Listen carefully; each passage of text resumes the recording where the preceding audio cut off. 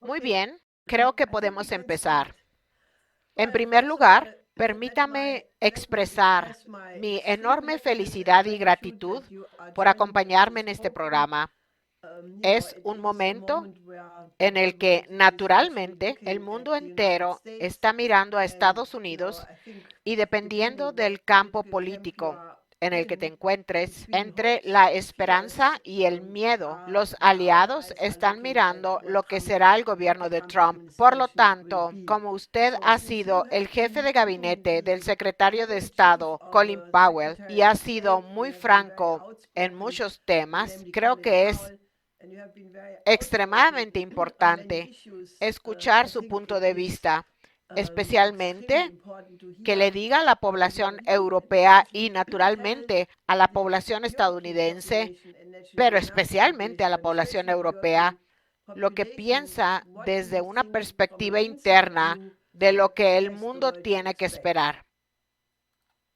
Esa es una pregunta fascinante para cualquiera en este país en este momento, especialmente para alguien como yo que ha estado enseñando asuntos de seguridad nacional durante unos 20 años y ha pasado mucho tiempo en el gobierno. 50 años podría decirse. Para mí es un misterio hacia dónde nos dirigimos. En términos generales, no es ningún misterio, porque hemos estado haciendo lo que hemos estado haciendo como mandato imperial durante al menos más de 20 años, y lo hemos estado haciendo principalmente mediante la guerra y las sanciones, o ambas, lo que en mi opinión es una idea realmente mala. Así que al menos había una parte de mí, y debo admitir que todavía soy un miembro, probablemente entre los 4 o 5 del Partido Republicano, que se considera más o menos un republicano de Eisenhower. Así que tenía alguna esperanza de que pudiera haber un núcleo en mi partido político que estuviera a la altura de las circunstancias, por así decirlo, e hiciera las cosas de manera diferente. No contaba con que Donald Trump volviera por segunda vez.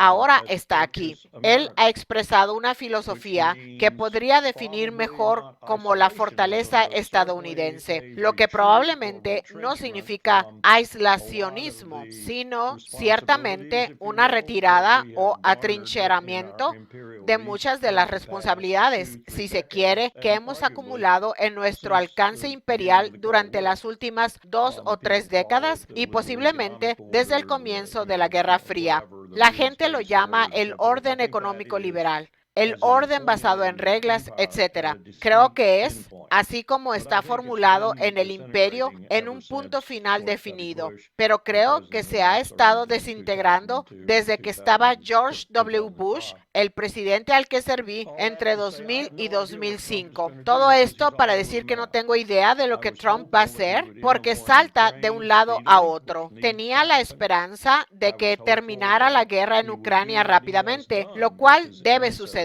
Tenía la esperanza de que hiciera lo que ha hecho con su emisario del Golfo, Witkoff, ser duro con Bibi Netanyahu, pero no sé cuál será el impacto de ese martillazo. Parece que tal vez podamos superar la primera fase de este alto al fuego y la devolución inicial de rehenes e intercambio de prisioneros. Pero creo que entonces lo más probable es que Bibi lo termine y vuelva a su antiguo plan de ocupar a Gaza total y completamente con los colonos israelíes en última instancia, y está invadiendo cada vez más Siria, más allá del lado sirio de los altos del Golán. Si yo fuera el rey de Jordania, tal vez estaría preocupado, porque creo que Netanyahu y su clan, por así decirlo, su secta de sionistas rabiosos, en realidad codician incluso más territorio del que poseen en este momento. Y no creo que Trump lo detenga. Los 50 a 100 millones de dólares de Miriam Adelson por sí solos les dan un incentivo para hacer cosas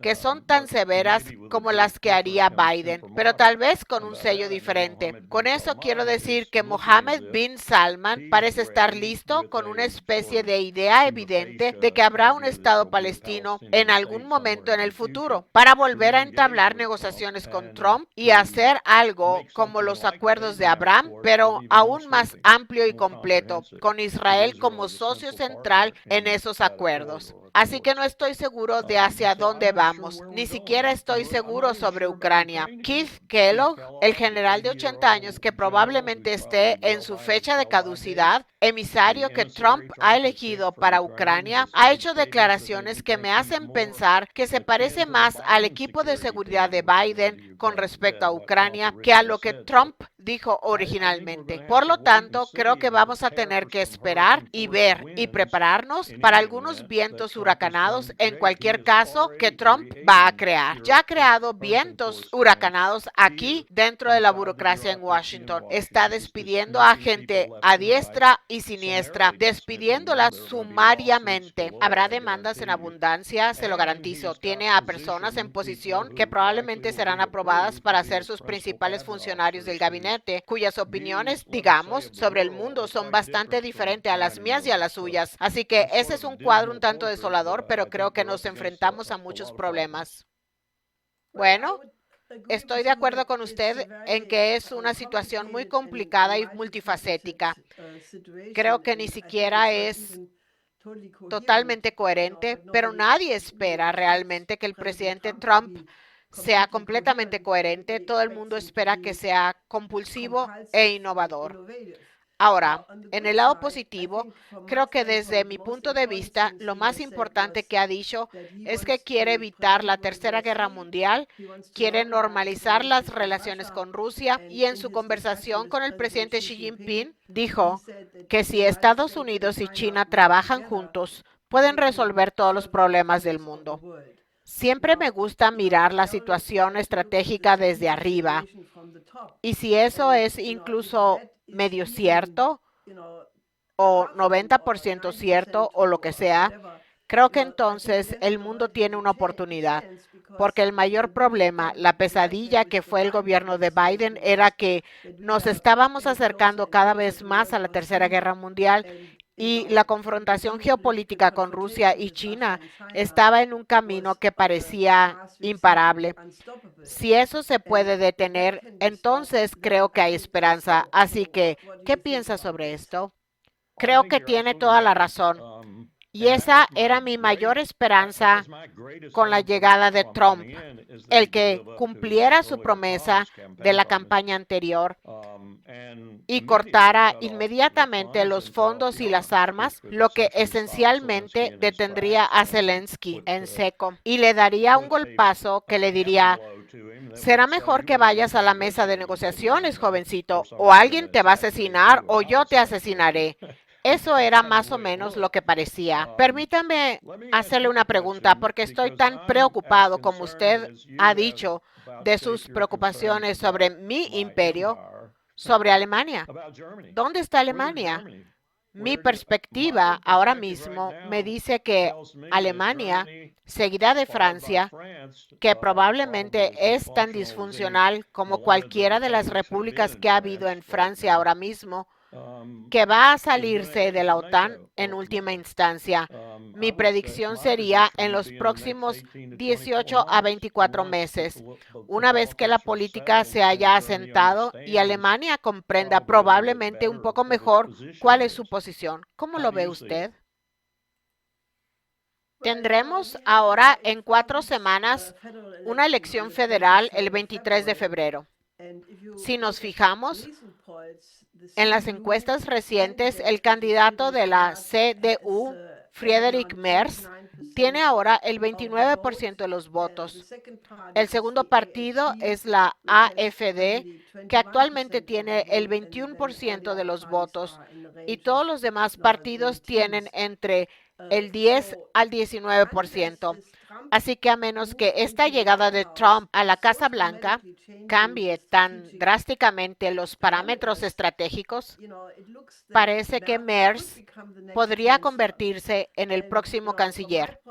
Y desde mi punto de vista, esto sería una catástrofe para Alemania, porque él es el exdirector europeo de BlackRock Y por lo tanto, si se observa, la estructura corporativa de BlackRock es inseparable del complejo militar industrial y de los peores intereses especulativos de Wall Street.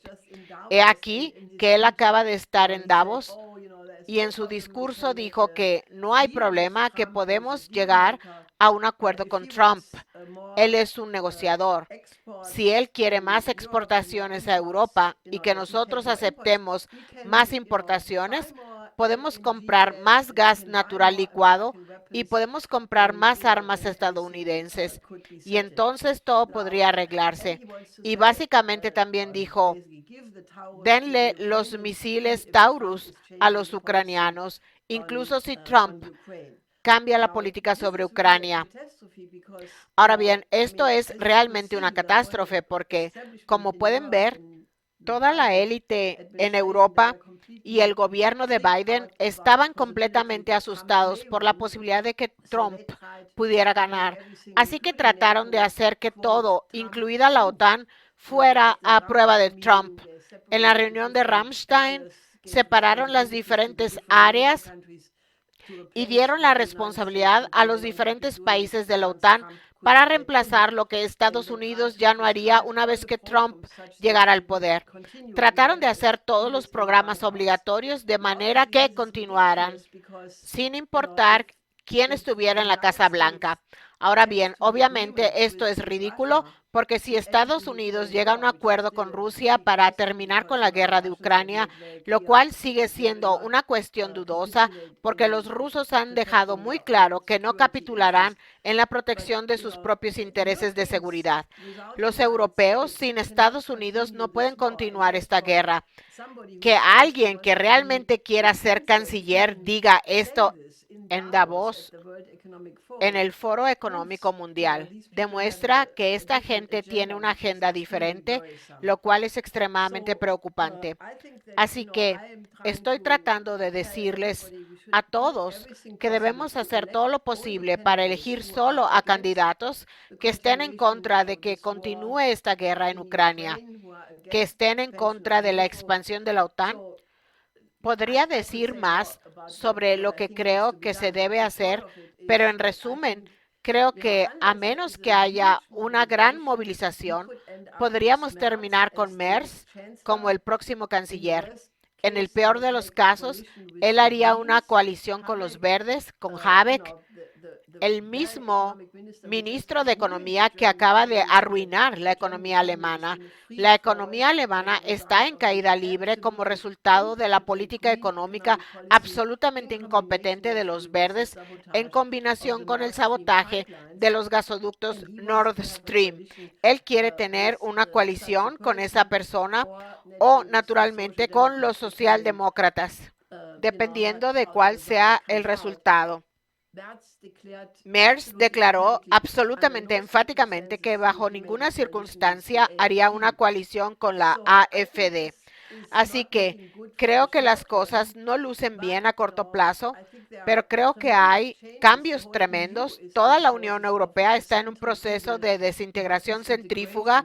Si nos fijamos en Hungría, Eslovaquia y ahora Rumania, donde acaban de anular las elecciones, lo cual es increíble, está causando un gran revuelo en Rumania.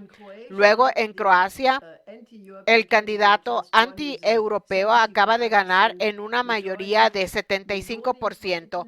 Meloni de Italia acaba de ir a Mar-a-Lago y volvió y dijo que representará las opiniones de Trump en Europa. Francia está de facto sin gobierno, es una situación muy inestable y eso hace que Alemania esté básicamente respaldada únicamente por los países bálticos, Polonia y los países escandinavos.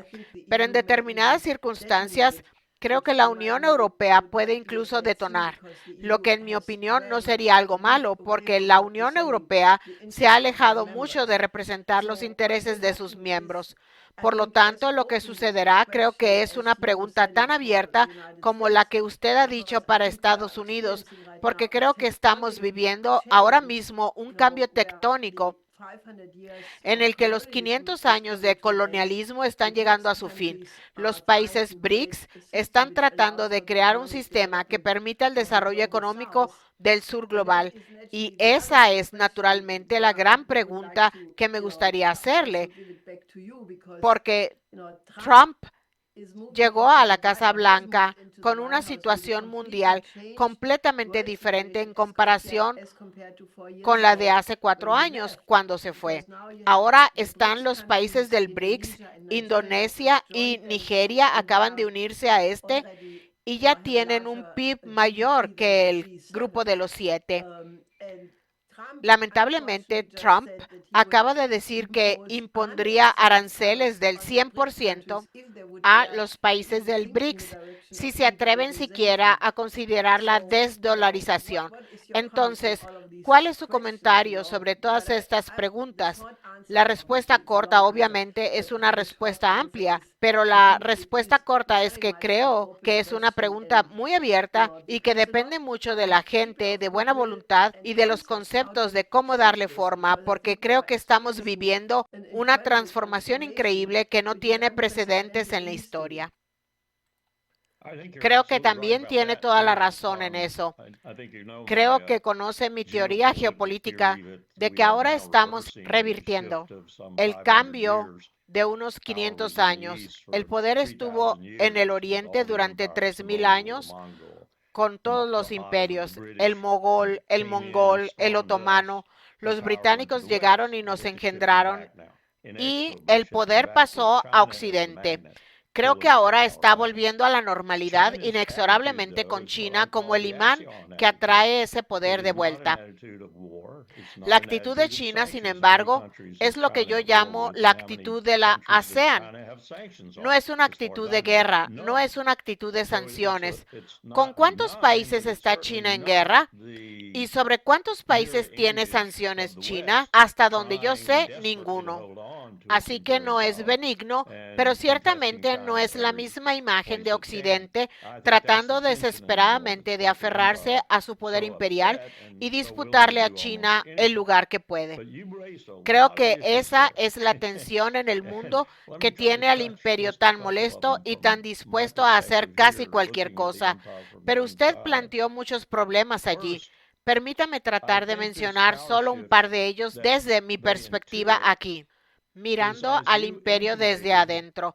Primero, creo que este cambio de poder que intuyen está, como usted insinuó, en cierta medida orquestado detrás de escena por BlackRock, Vanguard, State Group y otros grupos similares. Los llamo los actores de Davos, el grupo de Davos. Siempre están observando lo que está sucediendo, como los Rothschild de antaño o los JP Morgan de antaño. Están observando lo que está sucediendo y están preparados para cambiar de bando cuando sea necesario cambiar, y también para cambiar el dinero, dado los poderes que les parecen que están prevaleciendo. Tenemos algunas de esas personas en el zoológico de Trump ahora. Yo pondría a Peter Thiel en ese grupo, casi pondría a Elon Musk en ese grupo, aunque a veces es casi tan inescrutable como el propio Donald Trump. Entonces hay mucho dinero. Siempre siga el dinero para ver hacia dónde va el imperio, arriba, abajo o lo que sea, detrás de las cortinas, por así decirlo, orquestando algo de esto. No tengo idea cuál es su verdadero objetivo final, aparte de estar en el lado ganador con la mayor cantidad de dólares en sus bolsillos cuando el poder cambie decididamente. Ahora bien, esto podría llevar mucho tiempo, por lo que habrá muchas partes perjudicadas entre los que están compitiendo, como las hubo antes cuando el poder se estaba desplazando hacia el otro lado. Mire lo que hicimos después de que Fernando e Isabel enviaron sus barcos al llamado Nuevo Mundo. Violamos un hemisferio entero para obtener su oro, plata y joyas, etc. Y eso creó los imperios. España estaba tan contaminada que su estructura gremial gremial se desmoronó, una estructura gremial muy sofisticada que orquestaba todo, desde la cerámica hasta la pintura, y se desmoronó porque todos estaban tan contaminados con el oro, la plata, las joyas y otras cosas que regresaron a través de la rapiña, el pillaje y el saqueo del Nuevo Mundo. ¿Se contempla algo así hoy en día? No en esos términos burdos como los que estamos viendo en Gaza, que es en todo sentido una repetición de Pizarro o de cualquiera de los conquistadores que fue y destrozó a los amerindios en nuestro hemisferio. Pero va a ser más sofisticado porque nos hemos vuelto más sofisticados en la forma en que asesinamos a la gente, en la forma en que matamos a la gente, en la forma en que privamos de derechos a la gente, etcétera. Por lo tanto, creo que hay que abordar ese tapiz general mientras tratamos de averiguar hacia dónde vamos, diariamente, semanalmente, mensualmente, en términos de estrategia geopolítica o lo que sea, para hacer de esta una situación mejor de lo que es actualmente, porque creo que va a empeorar. Ayer le dije a alguien que me preguntó qué hacer y estábamos hablando de cómo debería reaccionar ante algunas de las cosas que el presidente de la Cámara de Representantes, Mike Johnson, quiere hacer. Algunas de esas cosas son muy severas, muy antidemocráticas y muy anticonstitucionales, una de las cuales, y no la menor, es su deseo de convertir al cristianismo en la religión nacional y que el ejército de Estados Unidos proteja a esa religión. No tengo ninguna duda de que para sacarle el valor político a eso, si ocurriera, Trump lo aceptaría. Es muy hábil para usar las fuerzas religiosas en este país, que están desenfrenadas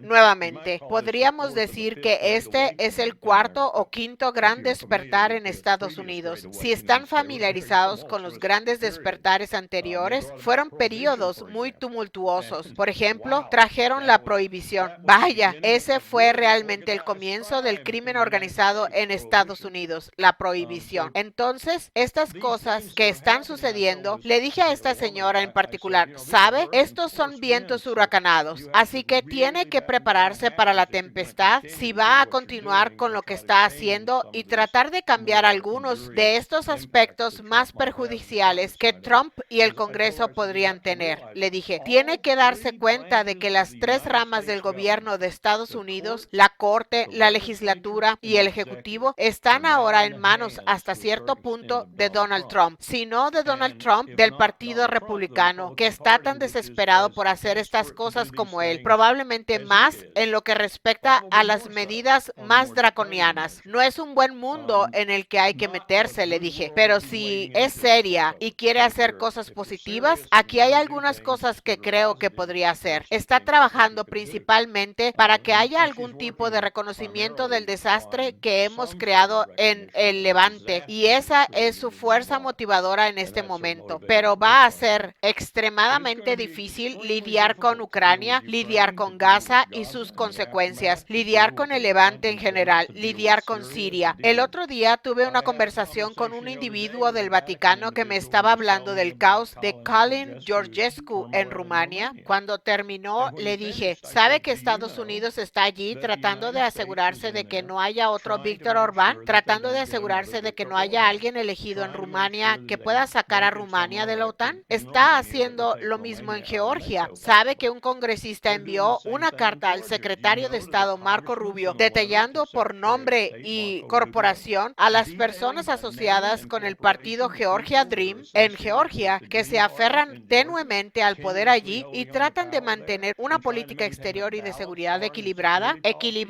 con respecto a la Unión Europea, Washington y la OTAN, y Moscú, por otro lado, no elegidos, tratando de debilitarlos y echarlos del puesto y de poner allí a personas que estén totalmente del lado de la Unión Europea, de Washington y la OTAN. Está sucediendo en Moldavia en menor medida. Esto es lo que el imperio está haciendo ahora mismo para tratar de fomentar problemas que lo ayudarán a hacer lo que quiere hacer con respecto a China. En última instancia, por supuesto. Eso significa impedir que Europa haga algo significativo en términos comerciales, culturales, de inteligencia, lo que sea, con China. Y eso es parte de la motivación para toda esta acción que se contempla aquí. Ya que mencionó a Rumania, ¿no cree que esto tiene algo que ver con la intención de construir la base militar en Rumania para que sea la base más grande de la OTAN en Europa? Incluso hay un comisionado de la Unión Europea, Breton, que dijo que si la AfD gana en Alemania, haremos con Alemania lo que acabamos de hacer en Rumania. En otras palabras, anularemos las elecciones. ¿Correcto? ¿Correcto? En cierto sentido, sería chistoso si no fuera tan trágico para el pueblo rumano, pero creo que con estas cosas es como con todas las demás.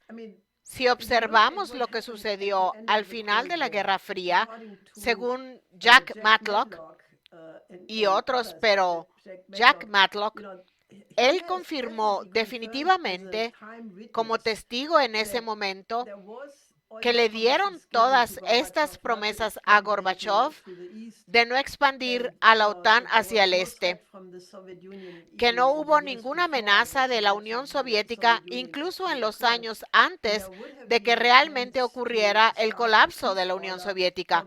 Hubo la oportunidad de iniciar un orden de paz para el siglo XXI, pero luego llegaron los neoconservadores y comenzaron todas estas políticas, la expansión de la OTAN, el cambio de régimen, las revoluciones de color, etcétera.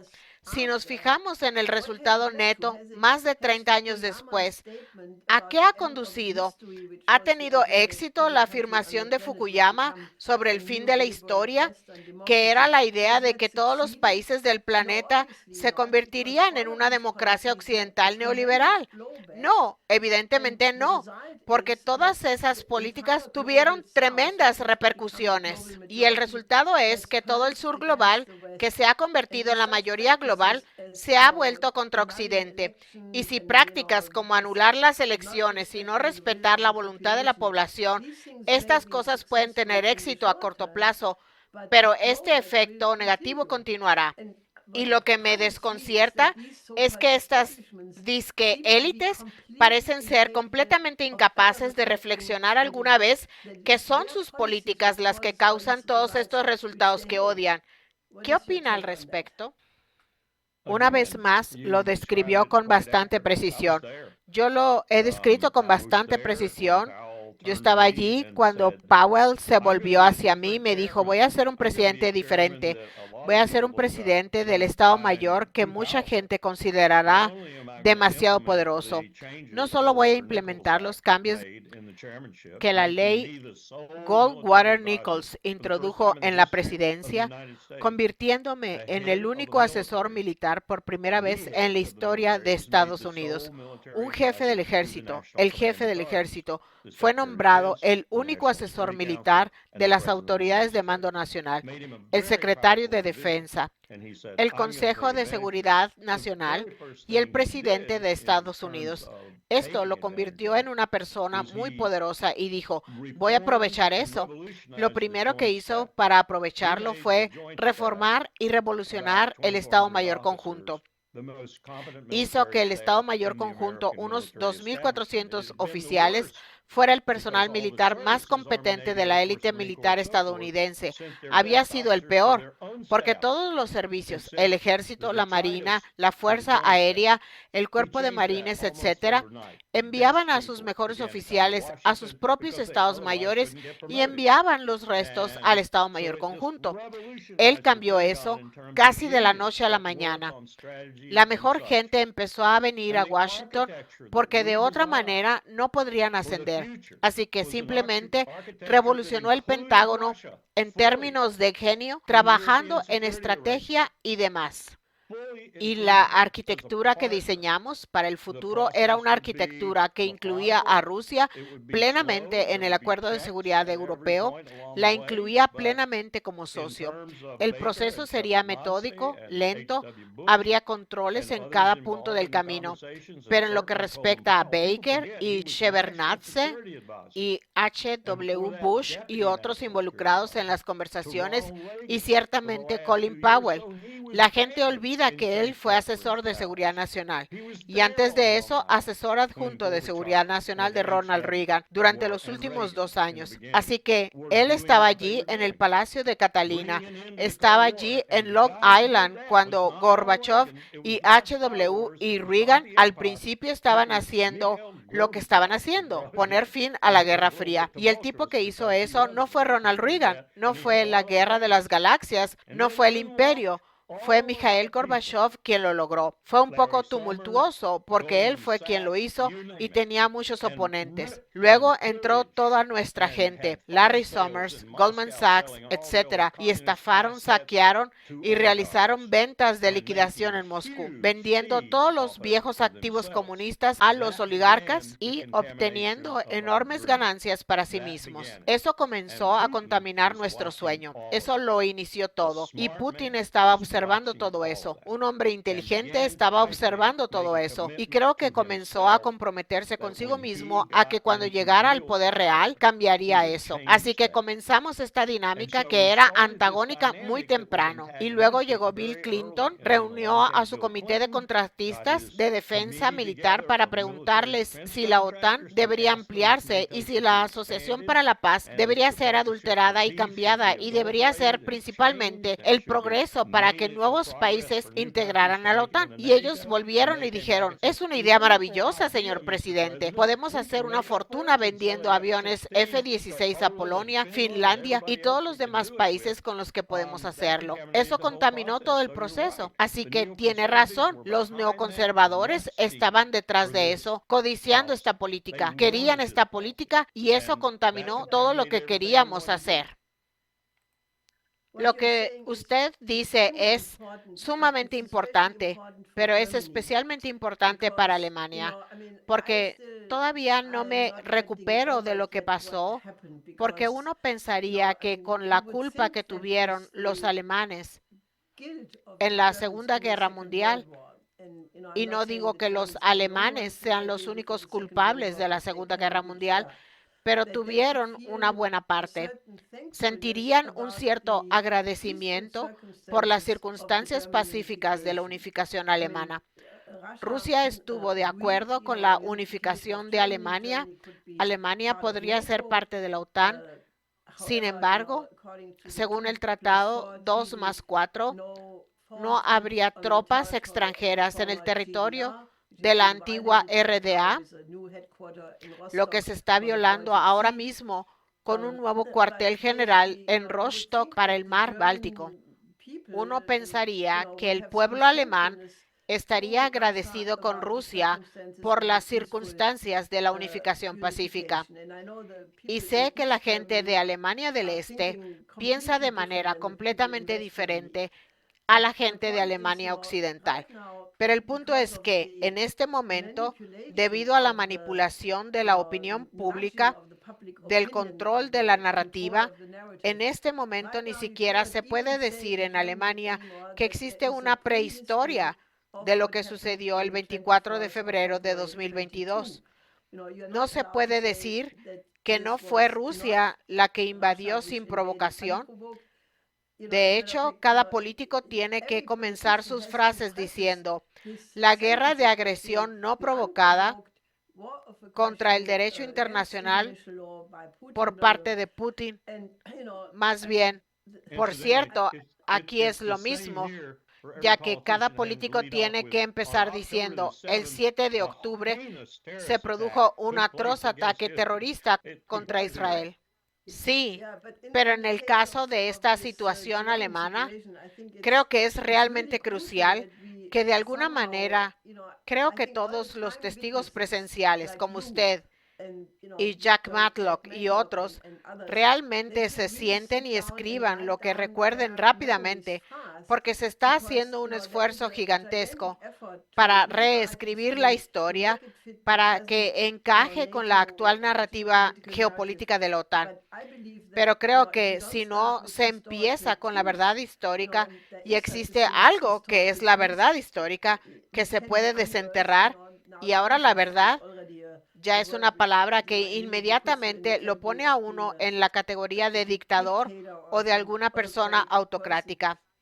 eso no viene al caso, pero realmente creo que para el pueblo alemán sería muy importante revivir y volver a ser consciente de lo que sucedió en todo este periodo desde 1945 con la unificación alemana, porque si esta narrativa sigue, creo que corremos el peligro de ir de nuevo en la dirección totalmente equivocada. Bueno, puede imaginarse cómo me siento y cómo debo decir que se sentía Powell hasta el momento de su muerte. Al principio estábamos metidos en una discusión con Helmut Kohl, François Mitterrand, John Major y Maggie Thatcher, en la que Helmut Kohl estaba preocupado, podría decir que estaba muy preocupado, no solo por el costo proyectado de $80,000 millones estadounidenses de la reunificación, sino por lo que significaría la reunificación y el permanecer en la OTAN para Rusia. Y tenía mucho miedo de eso, tenía mucho miedo de la señal que iba a enviar a Moscú, incluso a Gorbachev. Y entonces una de las personas a las que François y Powell y varias otras personas, incluido el presidente, tuvieron que convencer fue a Helmut Kohl, no solo por el costo, como dije, sino por las ramificaciones políticas. Y creo que recuerdo haber visto en alguna parte que el costo en realidad se había duplicado en términos del costo real para Alemania por la reunificación. Pero en ese momento decían que $80,000 millones era el mínimo, incluyendo el traslado de la capital de Bonn a Berlín, etcétera. Pero se consiguió. Y tengo que decir que en 1992 y 1993, hasta la ascensión al trono, si se quiere decir, de William Clinton en Washington, había euforia en Washington. Había una euforia absoluta. La Guerra Fría no solo había terminado, sino que íbamos a ser socios en la garantía de la seguridad no solo de Norteamérica, sino de Europa. Y Rusia iba a intentar por primera vez desde Catalina, varias veces entre Catalina y el presente, entrar en Europa de una manera significativa y positiva. Ya sabe, su corte hablaba francés, no se podía trabajar en la corte de Catalina a menos que se hablara francés. De hecho, iba a suceder.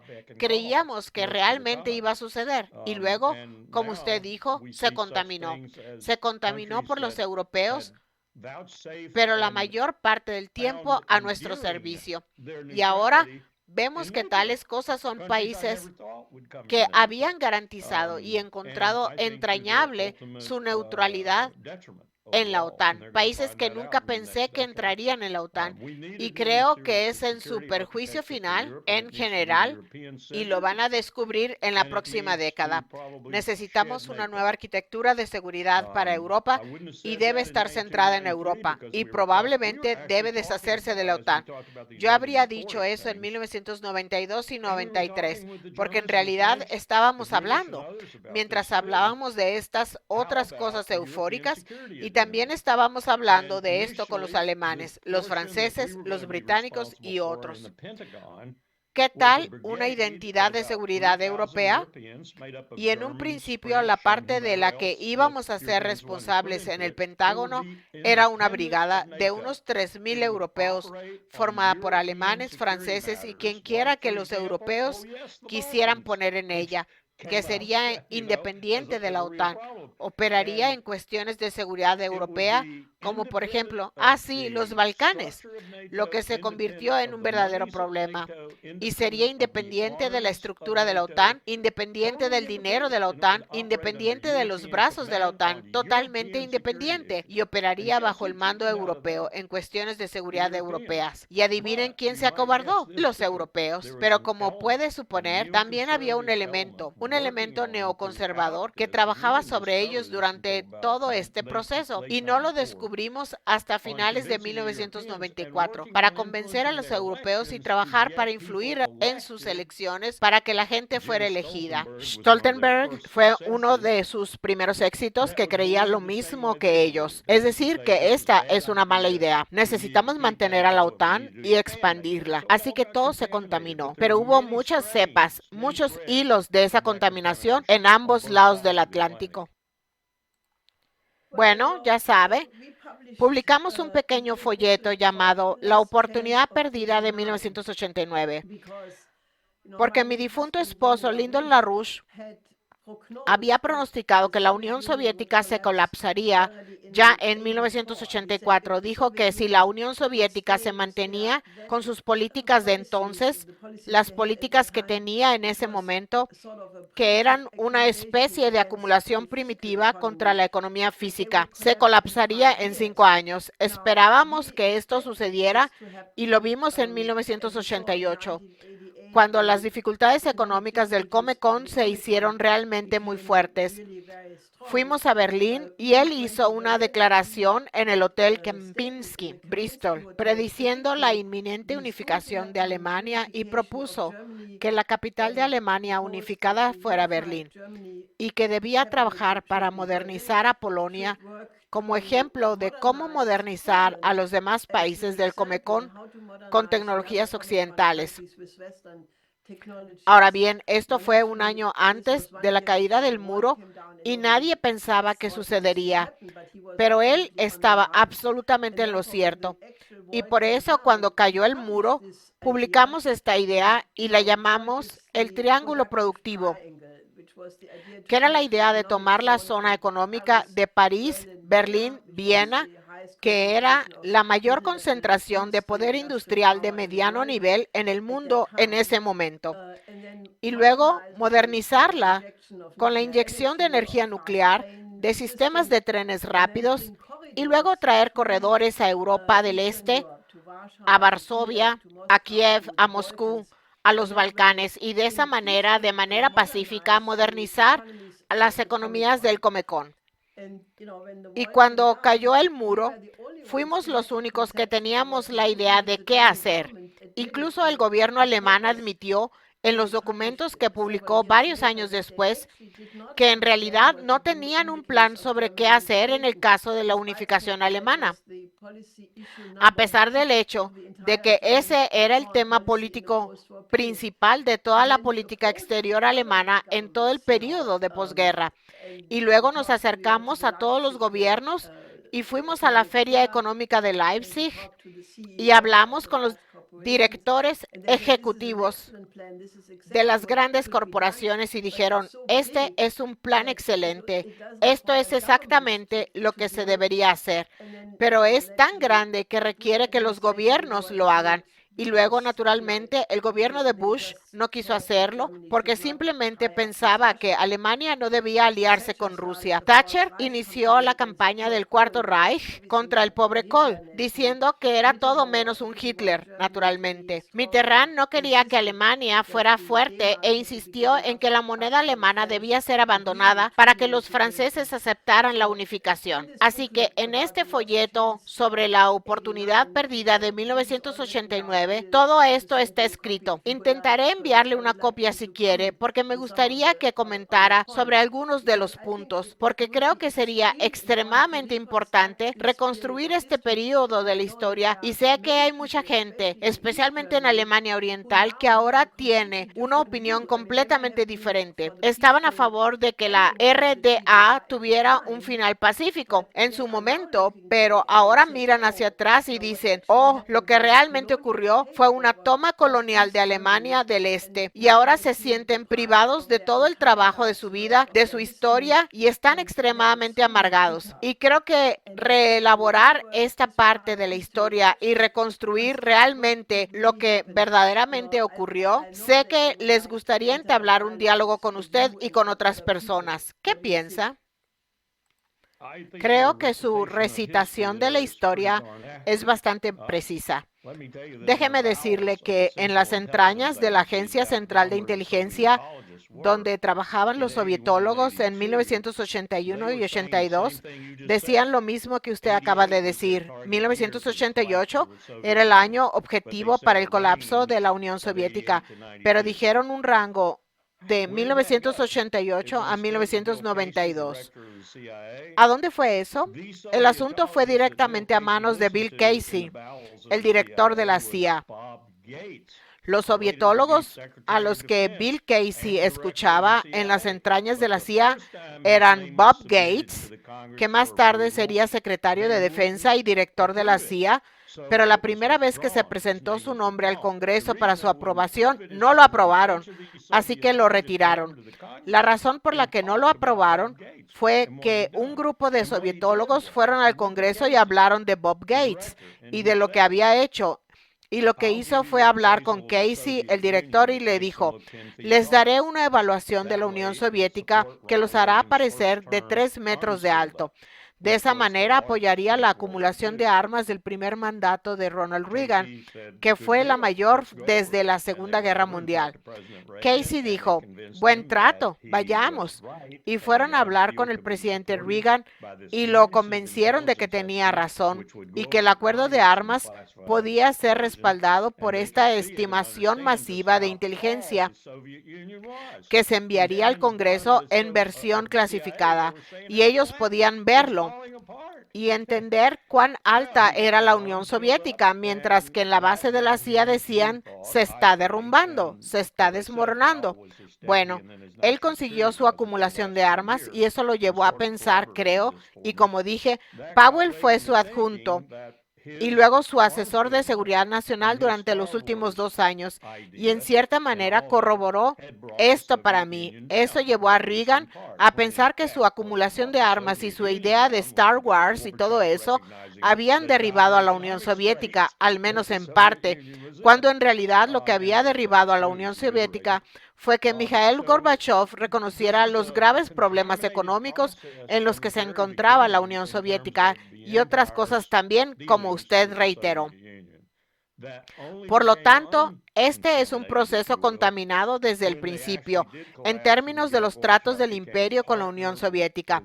Eso solo se descontaminó, si se quiere, cuando realmente se colapsó, y Mikhail Gorbachev se convirtió en un socio con la ayuda de Eduard Shevardnadze para negociar con nosotros de una manera significativa y sin engaños. Directamente fue el fin de la Guerra Fría. Y luego lo arruinamos. Como dijimos antes, nos lanzamos y lo arruinamos. No digo que no hubiera algunas partes del otro lado que podrían haber ayudado, pero creo que predominantemente el imperio y la filosofía neoconservadora dentro de ese imperio arruinaron todo este posible futuro. Y esa es la verdadera vergüenza, porque el mundo podría haber sido un lugar muy diferente, un lugar de cortesía, colaboración y cooperación, empezando por Europa, avanzando para enfrentar el cambio climático de una manera decisiva y lidiando con el hecho de que no habría sucedido, no habríamos tenido esta nueva carrera armamentista nuclear si eso hubiera sucedido. El Pentágono presentó a H.W. Bush una evaluación de las armas nucleares necesarias para Estados Unidos, que era menos de 2,000. Teníamos 60,000 entre nosotros, Moscú y Washington. 60,000. Disminuimos rápidamente a unos 5,000 cada uno, que es más o menos lo que tenemos ahora, pero finalmente bajamos a 2,000. Y aquí está el verdadero problema. Teníamos un estudio que mostraba que podríamos vivir con eso. Si pudiéramos mostrarles a los otros estados con armas nucleares que podrían vivir con el mismo acuerdo, podríamos vivir con 200 o 300. Piense en lo seguro que sería el mundo si hubiéramos podido lograrlo. ¿Qué cree que hará Trump con el compromiso previo de que se instalen misiles estadounidenses de alcance medio en Alemania a partir de 2026? Creo que eso es algo que él podría desafiar. No estoy seguro, pero creo que podría desafiar eso y podría cambiarlo. Puede cambiar toda la relación que representa la relación transatlántica, si se quiere, en términos de seguridad nacional y seguridad europea en este momento. Pero no sé cómo. Y he oído algunas de las cosas que Pete Hegseth ha dicho en el pasado, por ejemplo. No me dan muchas esperanzas, porque parece más bien que Hegseth será un hombre del tipo, sí, sí, señor, lo que usted diga, señor, para Trump. En otras palabras, Trump dirá, hazlo y él lo hará. Pero hay gente en el Pentágono que entiende que la situación para el imperio en un sentido militar no es buena. Hay gente, por ejemplo, que entiende que si de repente entramos en una guerra con Irán, probablemente perderíamos y tendríamos que ir y perderíamos en términos del objetivo, que sería destruir el programa nuclear de Irán. No lo haríamos. Sería imposible hacerlo por aire y entonces tenemos que tomar una decisión. ¿Invadimos y erradicamos su programa nuclear y lo terminamos? En ese caso serían 10 años, billones de dólares y probablemente tendríamos un Irak más grande al final. Un desastre, en otras palabras. Y volveríamos a incendiar el Levante. No se sabe qué haría Turquía al respecto. Pero estas son preguntas que se están haciendo ahora mismo entre mis colegas y compatriotas que entienden al ejército estadounidense, entienden que Donald Trump podría no saber estas cosas. ¿Y alguien se las va a decir? Creo que él, por ejemplo, tiene la tendencia a no iniciar una guerra con Irán. ¿Significa eso que va a negociar, como creo que ya está haciendo en secreto a través de Omán, un nuevo acuerdo nuclear con Irán?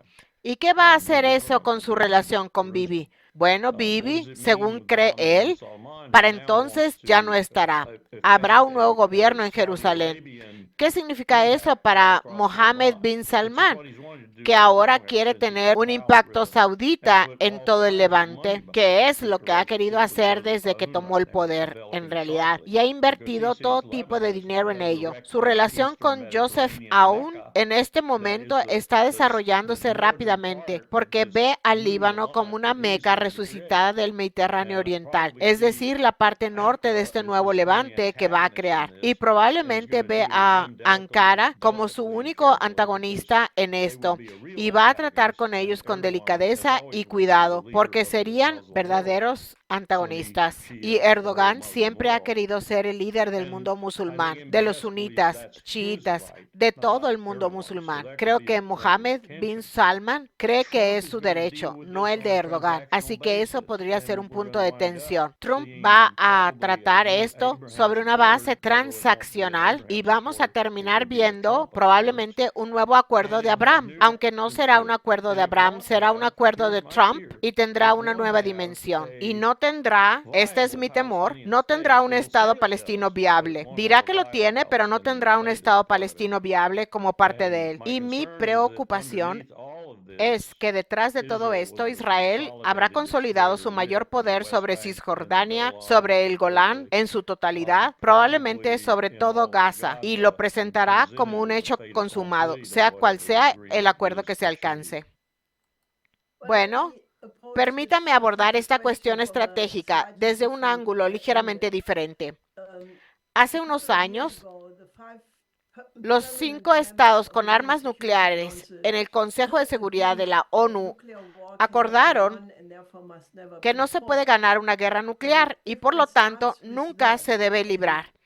Y si uno comienza con eso, y también considerando lo cerca que estuvimos y tal vez aún lo estamos de la posibilidad de que la guerra en Ucrania se descontrole por completo, con los ataques que alcanzan en lo profundo del territorio ruso, con la posibilidad de que Oriente Medio se viera envuelto en una guerra entre Israel e Irán. No quiero entrar en detalles al respecto, pero he estado defendiendo la opinión de que se debe comenzar desde arriba y básicamente decir que debemos absolutamente prevenir una guerra nuclear porque nadie sobreviviría a ella. La probabilidad de que lleve a un invierno nuclear es más cierta que lo contrario. Por lo tanto, ¿por qué no hacemos lo que hicieron los negociadores de la paz de Westfalia?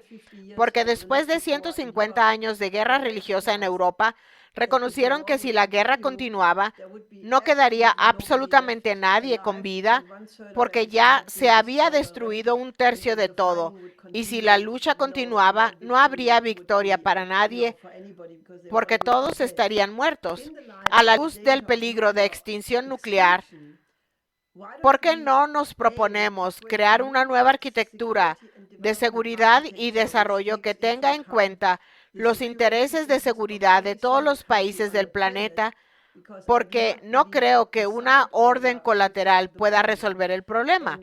Y creo que esa nueva arquitectura de seguridad y desarrollo global, si hubiera un acuerdo entre las principales potencias para hacerlo y luego sentarse como hicieron en la Paz de Westfalia, donde durante 4 años se negociaron los detalles de cómo resolver este problema regional y ese conflicto territorial. Y el resultado final fue la Paz de Westfalia, que produjo los principios que fueron la base del derecho internacional.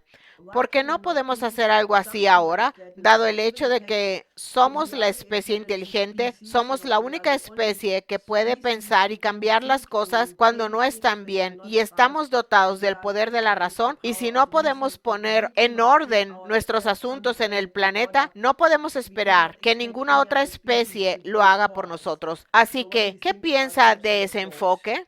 Estoy más o menos de acuerdo con él. Sin embargo, yo diría que Trump ha dado señales al menos de que lo que va a hacer es detener, como hizo Reagan durante un tiempo, nuestras donaciones a las Naciones Unidas, que son dominantes, y finalmente sacarnos de las Naciones Unidas. ¿No le parece muy bien esa institución? Si yo fuera rey por un día, habría comenzado con una exigencia, y habría sido una exigencia de que los estados con armas nucleares del mundo se reunieran en Ginebra o en algún otro lugar adecuado. Dentro de 6 meses, cada uno de ellos, los 9, incluso podría pedirles a algunos de los aspirantes que vengan, como Irán, y nos sentaríamos y les diría que debemos forjar un nuevo régimen de tratado sobre armas nucleares. Debe incluir a todos ustedes, incluyéndote, Israel. Sabemos que tienes armas nucleares, te las dimos. Debe incluir a todos y cada uno de los estados poseedores de armas nucleares, y vamos a tener algunos objetivos, y estos objetivos son reducir los arsenales, detener cualquier tipo de investigación y desarrollo en nuestros arsenales que los haría aún más peligrosos de los que son ahora. Son lo suficientemente peligrosos en este momento, muchas gracias, y vamos a forjar tratados a tal efecto. Y si quieren utilizar sanciones, si quieren ejercer presión, entonces vayan a la trastienda y amenacen a esos países, a menos que se ajusten a sus deseos con respecto a un nuevo régimen de tratado multilateral sobre armas nucleares. Eso habría sido lo primero que yo habría hecho, lo primero que habría